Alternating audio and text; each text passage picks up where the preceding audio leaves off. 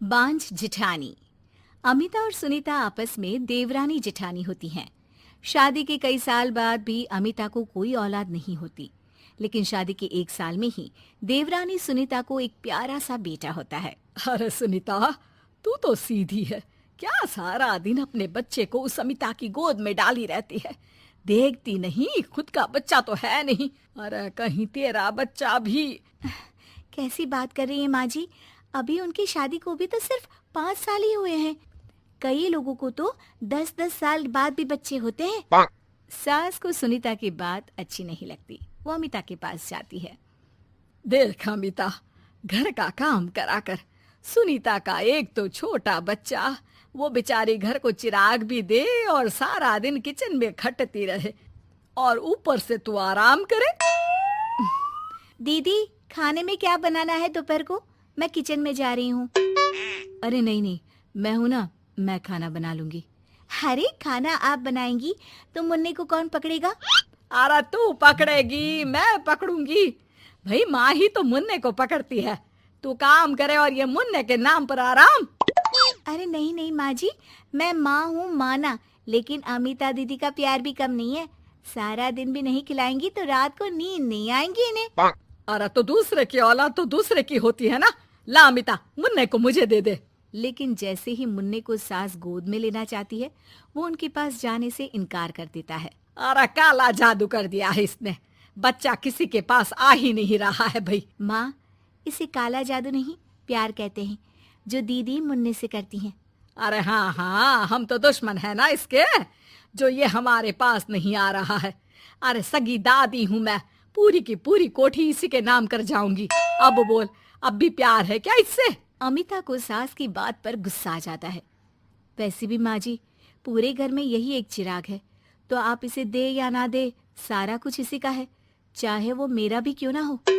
हाँ, अभी तो बड़ी जबान चल रही है, लेकिन जब घर पूरा इसके नाम होगा ना, तब पता चलेगा। अमिता और सुनीता दोनों ही मिलजुल कर रहती थी, इसलिए सास की बात का दोनों को ही बुरा ना लगता। मिलजुल कर काम करती और हंस खेल कर रहती। अरे बेटी, तेरी दोनों भाभियों ने तो मुझे साइड कर रखा है। अरे दोनों में इतनी पड़ती है कि मुझे तो डर लग रहा है, कहीं एक दिन ये दोनों मेरी बात मानने से इनकार ही ना कर दे। अरे तो खेल खेलो और दोनों को अलग कर दो, इस पे कौन सा गणित लगाना है माँ? हाँ हाँ, ये तो है, चल देख लेती हूँ मैं। अगले दिन सास धीरे से एक लाल पेन लेकर मुन्ने के बदन में लगा देती है और लोगों को बुलाकर हंगामा करती है। अरे देखो देखो, ये क्या हो रहा है मुन्ने के शरीर में? अरे ये क्या हो गया मेरे बेटे को? मैं अभी इसे लेकर डॉक्टर के पास जा रही हूँ। अरे ना दीदी, परेशान मत हो, मैं तैयार कर देती हूँ और कैब बुला लेती हूँ, बाद में ले जाइए आप इसे। अरे बेटा, तेरा है, वो क्यों ले जाएगी? वैसे भी ये डॉक्टर का नहीं, तांत्रिक का मसला है। किसी ने मुन्ने पर जादू करने की कोशिश की है, जिससे वो मुन्ने को मार ले। सुनीता ये सुनकर रोने लगती है। कौन मेरे मुन्ने को मारने की कोशिश करेगा माँ जी? नहीं नहीं, ऐसा कुछ नहीं होगा। सास अमिता की तरफ देखकर कहती है। अरे वही जिसकी खुद की औलाद ना हो। कैसी बात कर रही हैं माँ जी आप? मैं क्यों मारूंगी अपने ही बच्चे को? वो तो मेरे बेटे जैसा है। अरे बेटे जैसा है, बेटा तो नहीं है ना। वैसे भी मैंने तांत्रिक को फोन कर दिया है। थोड़ी देर में वहाँ तांत्रिक आ जाता है।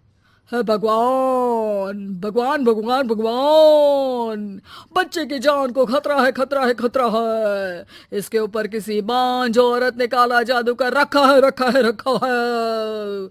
लगता नहीं ये बच्चा कभी ठीक भी हो पाएगा, पाएगा, पाएगा। नहीं नहीं, मेरे बेटे को बचा लीजिए। अमिता दीदी, आप इतना गंदा सोचेंगे मुन्ने के लिए, मैंने सोचा भी नहीं था। अरे कैसी बात कर रही हो सुनीता? मैंने तो मुन्ने को माँ से बढ़कर प्यार किया, ये सोचो भला मैं ऐसा क्यों करूंगी? लेकिन बेटे के प्यार में पागल सुनीता सास की जाल में फंस जाती है। दीदी, आज से आप और मैं अलग हैं, मेरी रसोई अलग, आपकी अलग, और आज के बाद मुन्ने को छूने की क्या, देखने की भी कोशिश मत करिएगा। अमिता सुनीता को समझाने की कोशिश करती है, पर कुछ नहीं होता। अगले रोज।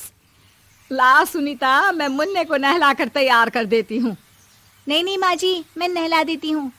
लेकिन जैसे ही वो मुन्ने को नहलाने लगी, पेन के निशान एक एक करके निकल गए।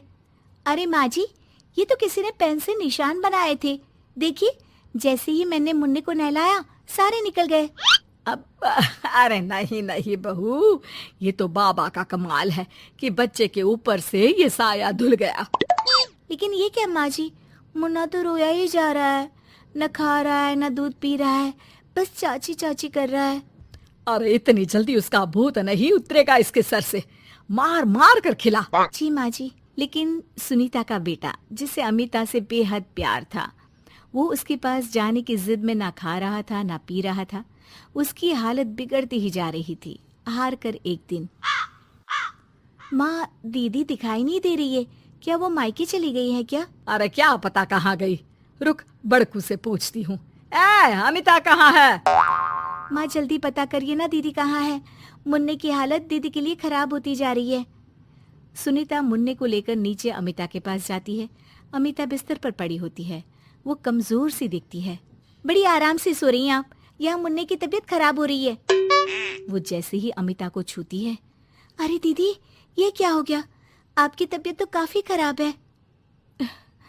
मुन्ने के बिना मैं नहीं रह सकती सुनीता, मैं उसके बिना नहीं रह सकती। मैं कसम खा कर कहती हूँ, मैंने मुन्ने को मारने की ऐसी कोई कोशिश नहीं की। मैं तो खुद मुन्ने के बिना मर जाऊंगी। मुन्ना आप ही का तो है दीदी, मुझे माफ कर दीजिए। ये पकड़िए अपना बेटा,